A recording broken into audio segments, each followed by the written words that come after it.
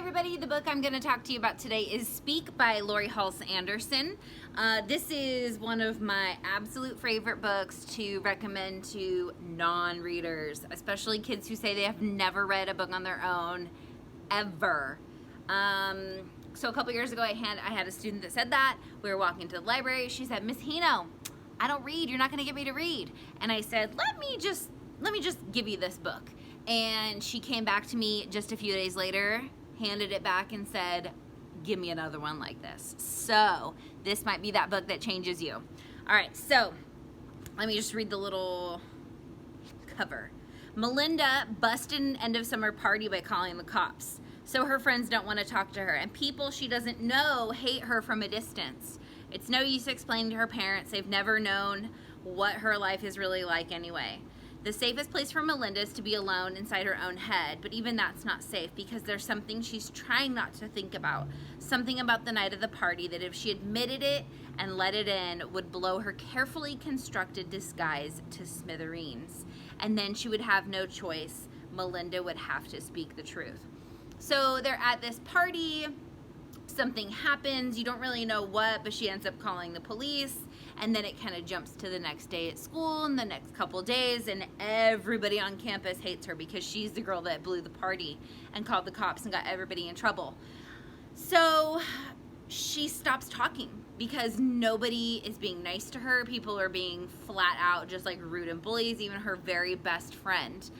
And then something happens with her best friend and she sees it going on. She's concerned, but she's still not speaking up because, again, everybody's being rude to her and she doesn't know if she should talk at all. Like, why should she? The last time she talked, everybody got pissed off at her.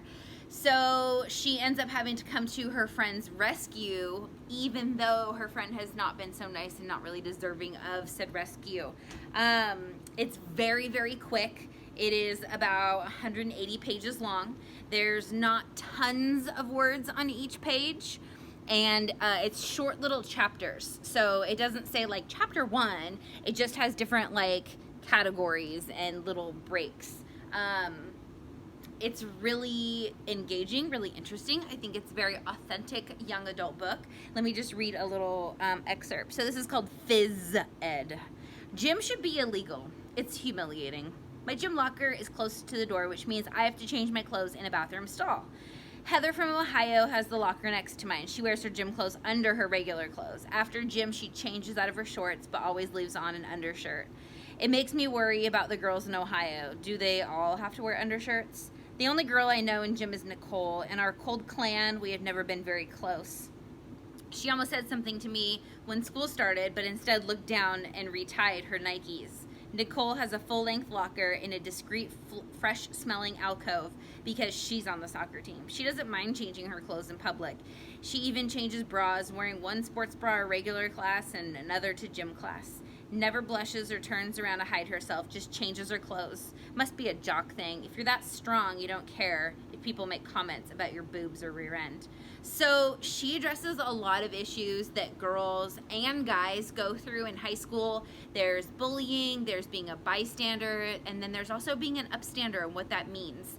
There's a lot of art also involved because that is her one way to express herself, is through art. And there's this great, beautiful, symbolic tree that she is working on as a project, and it's about her own growth and change and what has happened to her. So at the very end, you find out what actually happened to her. Strongly recommend it. Highly, highly engaging, interesting.